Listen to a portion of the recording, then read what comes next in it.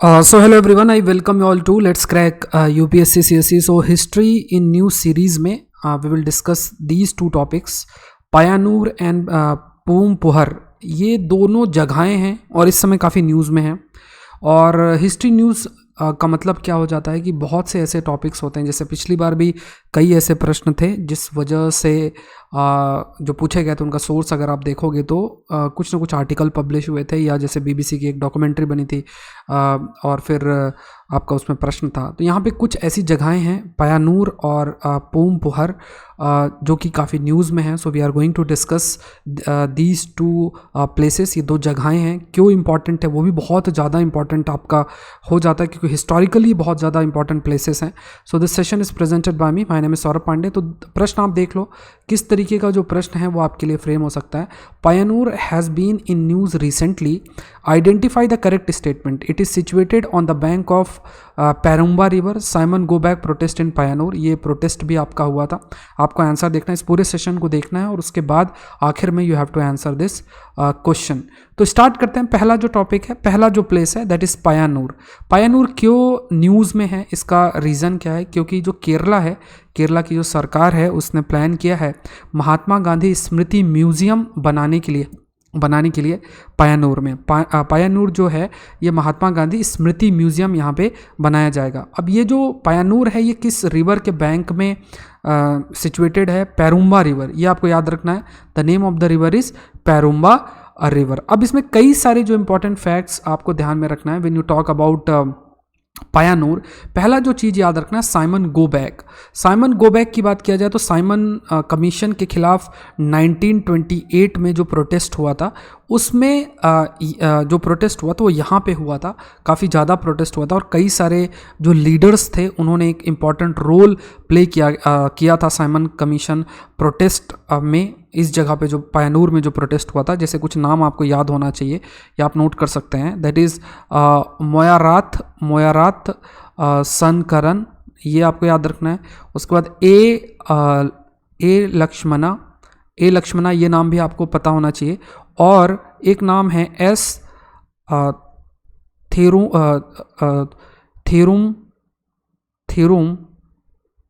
ओनपो. ठीक है, तो ये तीन नाम बहुत ही फेमस हैं और ये बहुत इंपॉर्टेंट लीडर थे यहाँ पे जो पयानूर में जो साइमन गो बैक प्रोटेस्ट हुआ था. तो ये तीनों लीडर्स का एक बहुत इंपॉर्टेंट रोल था, तो नाम आपको ये याद रखना है. दूसरा हुआ था सॉल्ट सत्याग्रह. सॉल्ट सत्याग्रह जो कि 1930 के अंदर आपका सॉल्ट सत्याग्रह हुआ था. उसमें भी कहा जाता है केरला गांधी, जैसे जो गांधी हैं जैसे केरला गांधी कहा जाता है. के केलप्पन जो है ये इनको केरला का जो गांधी कहा जाता है, इनके द्वारा भी एक बहुत इंपॉर्टेंट रोल प्ले किया गया था. और इन्होंने लगभग 33 जो सत्याग्रहीज थे उन्होंने वो मूव किए थे. जैसे सॉल्ट सत्याग्रह जो है गांधी जी कर रहे थे, उसी तरीके से 33 लोगों के साथ मिलकर के कलप्पन वो सत्याग्रही के साथ मिलकर कोझिकोडे से वो पयानूर गए थे. और वहाँ पे ये जो आपका सॉल्ट सत्याग्रह है ये फर्दर आपका सदर्न इंडिया में एक्सटेंड किया गया था. ये जो स्टेप लिया गया था केरला गांधी या के केलप्पन के द्वारा, उसे कहा जाता है सेकेंड बरदौली. ये आपको याद रखना है. जो बरदौली जैसे नॉन कोऑपरेशन मूवमेंट हुआ था उसके बाद आपका बरदौली प्रोटेस्ट हुआ था जिसमें सरदार वल्लभ भाई पटेल जो है उनका काफ़ी इंपॉर्टेंट रोल था. जो सरदार नाम है, जो है मतलब जो सरदार टाइटल है, वो उसी प्रोटेस्ट के दौरान जो वुमेन है उन्होंने जो है वो प्रोवाइड किया था वल्लभ भाई पटेल को. तो ये आपको याद रखना है कि जो बरदौली सत्याग्रह था, सेकेंड बरदौली इस सॉल्ट सत्याग्रह को कहा जाता है जो कि के कलप्पन के द्वारा किया गया था. और उसमें उन्होंने सत्याग्रही जो थे उन्होंने कोझिकोडे से पयानूर तक वो प्रोसेशन जो है उन्होंने कैरी आउट किया था. तो ये थोड़ा सा पॉइंट आपको ध्यान में रखना है. गांधी जो कनेक्शन भी इस रीजन में, उससे पहले आपको ध्यान में रखना है कि एंटी टचबिलिटी मूवमेंट भी यहाँ पे हुआ था. एंटी टचबिलिटी मूवमेंट, तो यहाँ पे पयानूर एक एपी सेंटर बन गया था एंटी अनटचबिलिटी मूवमेंट. अनटचबिलिटी एक बहुत बड़ा सोशल स्टिग्मा था जो कि इंडियन सोसाइटी फेस काफ़ी समय तक उसने किया है. तो एंटी अनटचबिलिटी मूवमेंट बहुत इंपॉर्टेंट आपको याद रखना है. यहाँ पे एक लीडर थे यहाँ के इस जगह में, एक बहुत बड़े जो लीडर थे, आपको नाम याद रखना है. ये नाम आपने वैसे हिस्ट्री में भी पढ़ा होगा, A.K. गोपालन. ये नाम याद रखना, A.K. गोपालन है. K.A. केरालियन करके एक पर्सन थे. और आपके विष्णु विष्णु और भारतीयन। तो ये जो थे इन्होंने एंटी अनटचेबिलिटी मूवमेंट में इनका एक अच्छा खासा रोल था पय्यानूर में। तो पय्यानूर में देखो, एक तो आपको याद रखना साइमन कमीशन प्रोटेस्ट, दूसरा सॉल्ट सत्याग्रह जिसपे के कलप्पन का रोल था, एंटी अनटचेबिलिटी मूवमेंट के भी आपको याद रखना है, और कास्टिज्म जो था उसके खिलाफ भी काफ़ी कार्य किया गया था। जो मतलब जो कास्ट सिस्टम है उसके खिलाफ भी काफ़ी सारा जो लोगों को अवेयर किया गया था। इसमें एक पर्सन थे जिनका नाम है, ये जो लिखा हुआ है, स्वामी आनंदा तीर्था, ठीक है। आप कह सकते हो इन्हीं की वजह से गांधी जी, उन्होंने विजिट भी केरला को किया था 1934 में, और उन्होंने एक मैंगो ट्री वहाँ पे लगाया था जो आज भी है। अब उसमें आप जा सकते हो, देख सकते हो। तो गांधी जी का जो कनेक्शन है ये भी आपको याद रखना है। साथ में ये जो नाम है स्वामी आनंद तीर्था, वो भी आपको याद रखना है। अब ये जो हिस्टोरिकल बैकग्राउंड है, इस बेसिस में अब आपको समझ में आएगा, यू विल अंडरस्टैंड कि क्यों जो केरला सरकार वो प्लान कर रही है कि गांधी जी के ऊपर जो म्यूजियम है वो यहाँ पे बनाया जाए, उनकी स्मृति में जो म्यूजियम है वो बनाया जाए। दूसरा जो जगह है दैट इज पूमपुहर, ये भी बहुत इंपॉर्टेंट जगह है, दैट इज पूमपुहर। पूमपुहर एक पोर्ट सिटी है, जैसे वो है जो अभी हमने डिस्कस किया पय्यानूर, वो आपकी केरला में है। ये पूमपुहर आपका पोर्ट सिटी है तमिलनाडु में, और ये जो सिटी है ये 1000 साल पहले ये कहा जाता है कि वो पूरे तरीके से नीचे डूब गई थी। जैसे अगर आप ये देखोगे तो ये उसी का पिक्चर है पूमपुहर का। तो ये क्या है कि 1000 साल पहले, 100 ईयर्स एगो, ये पूरे तरीके से जो सबमर्ज हो गई थी। अब प्रयास किया जा रहा है कि इसको डिजिटली रिकंस्ट्रक्ट करना अंडर डिजिटल हेरिटेज प्रोजेक्ट के अंदर। तो यहाँ पे अगर आप देखोगे, पहली चीज़ तो पूमपुहर के बारे में कुछ बेसिक पॉइंट्स आपको याद रखने हैं। पहली चीज़ तो ये है कि ये चोला जो डायनेस्टी था, चोला डायनेस्टी में ये कैपिटल था। पूमपुहर चोला डायनेस्टी का कैपिटल भी था। और ये लोकेटेड कहाँ, ये भी याद रखो कि located at the mouth of Kaveri river, Kaveri river के माउथ में ये आपका लोकेटेड है। और यहाँ पे ये भी highlighted, it is mentioned in Sangam literature and satellite studies में भी हाईलाइट आपका किया गया है कि ये जो कावेरी डेल्टा था वहीं पे सिटी आपका पूरा प्रेजेंट था।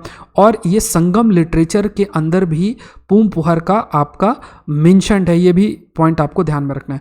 और जो इवेंट हुआ था, इवेंट जिसे कहा जाता है कडाल कोल, ये आपसे पूछा जा सकता है रिसेंटली कडाल कोल न्यूज़ में था तो क्या थी, ये राइजिंग सी लेवल, मतलब ये पूमपुहर आपका जो नीचे सबमर्ज हुआ था तो उसके लिए जो फैक्टर रिस्पॉन्सिबल था वो सी लेवल राइज। तो सी लेवल राइज अभी का प्रॉब्लम नहीं है, पहले भी आपको सी लेवल राइज जो है एक प्रॉब्लम था, उसकी वजह से पूमपुहर पूरी तरीके से सबमर्ज हो गया। अब इस पूरे सिटी को रिकंस्ट्रक्ट किया जा रहा है। रिकंस्ट्रक्ट का मतलब ये नहीं कि वहाँ पे कुछ बनाया जा रहा है, इट सिंपली मीन्स डिजिटली इसको रिकंस्ट्रक्ट किया जा सकता है, जिससे लोग इमेजिन कर सकते थे कि किस तरीके की ये सिटी रही होगी। तो डिजिटली एनिमेशन के माध्यम से उसको देखा जा सकता है।